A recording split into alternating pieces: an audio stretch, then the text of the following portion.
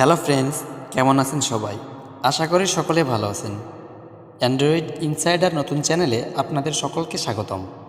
Friends, আজকে আপনাদের মাঝে তুলে ধরার চেষ্টা করব গুগল ফটো অ্যাপ্লিকেশনের কিছু সেটিংস বা তথ্য যেগুলো হয়তো আপনাদের কাজে লাগতে পারে। তো চলুন দেরি না করে ভিডিওটি শুরু করা যাক।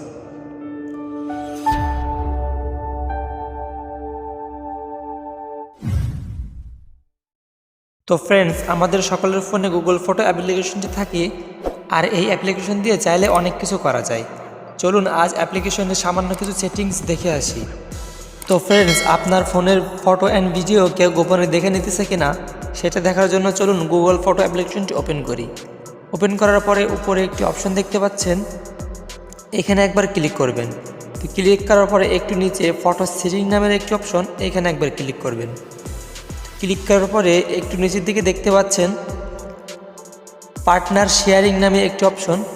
পার্টনার শেয়ারিং নামে অপশনে একবার ক্লিক করবেন। ক্লিক করার পরে যদি এমন কোনো ইমেইল দেখতে পান তাহলে কনফার্ম হয়ে নিন আপনার ফোনের ফটো অ্যান্ড ভিডিও অন্য কেউ গোপনে ব্যবহার করতেছে। তো আপনারা চাইলে নিচ থেকে রিমুভ অপশনে ক্লিক করে আপনাদের ফটো অ্যান্ড ভিডিও রক্ষা করতে পারেন। তো ফ্রেন্ডস, আপনাদের হয়তো বা অনেকের মনে প্রশ্ন জাগতে পারে, আমরা কিভাবে প্রিয়জন বা কাছের কারোর ফোনের ফটো অ্যান্ড ভিডিও দেখব। চলুন সেটিও কিভাবে করা যায় তা দেখে আসি।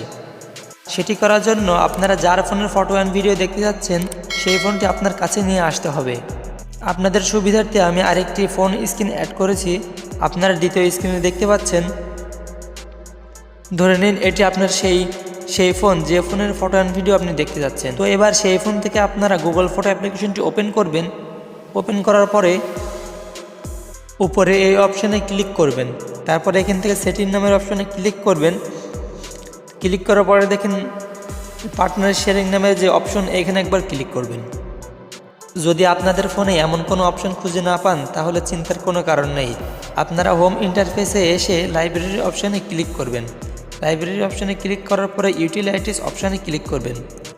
তারপর একটু নিচের দিকে খেয়াল করলে অপশনটি পেয়ে যাবেন, সেখান থেকে সরাসরি গেট স্টার্টেডে ক্লিক করবেন।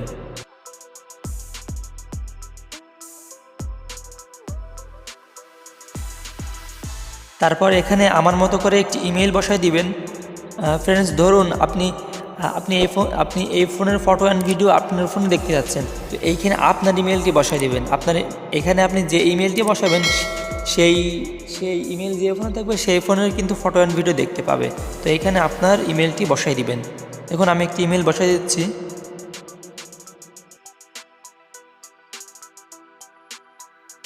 বসানোর পরে নেক্সটে ক্লিক করে যে অল ফটো এখানে সিলেক্ট করে রেখে নেক্সটে ক্লিক করবেন।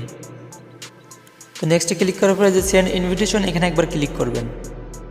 তো ক্লিক করার পরে দেখেন আপনার ফোনে এমন একটি নোটিফিকেশন চলে যাবে, সেই নোটিফিকেশন অন করবেন। দেখুন আমার ফোনে একটি নোটিফিকেশন চলে এসেছে, এখান থেকে আমি নোটিফিকেশন অন করলাম। তো অন করার পরে দেখেন এখানে অ্যাকসেপ্টে ক্লিক করবেন। তো ক্লিক করার পরে কী হবে দেখেন আপনার ফোনের ফটো কিন্তু সব এই ফোনে চলে এসেছে।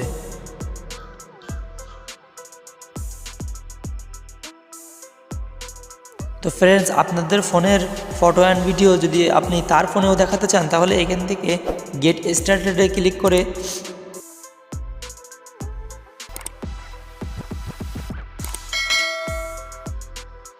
অল ফটো অপশন সিলেক্টেড রেখে নেক্সটে ক্লিক করবেন। ক্লিক করার পরে সেন্ড ইনভিটেশন এখানে একবার ক্লিক করবেন। তো ক্লিক করার পরে পুনরায় ওই ফোনে আবার একটি নোটিফিকেশন চলে যাবে, ওইখান থেকে নোটিফিকেশনে ক্লিক করে অ্যাকসেপ্ট করে দিবেন। এটা করে দিলে কী হবে, দুই ফোনের ফটো দুই ফোনে দেখা যাবে। এই ফোনের ফটো ওই ফোনে, ওই ফোনের ফটো এই ফোনে, ফটো অ্যান্ড ভিডিও সব কিছু কিন্তু দেখা যাবে। দেখেন আমাদের স্ক্রিনে খেয়াল করেন দুই ফোনে কিন্তু একই ফটো শো করতেছে। তো যাই হোক ফ্রেন্ডস, আজকের ভিডিও এই পর্যন্ত। ভিডিওটি ভালো লাগলে সাবস্ক্রাইব করে পাশে থাকতে পারেন, আর ভিডিওটি কেমন লেগেছে কমেন্টে জানাতে পারেন।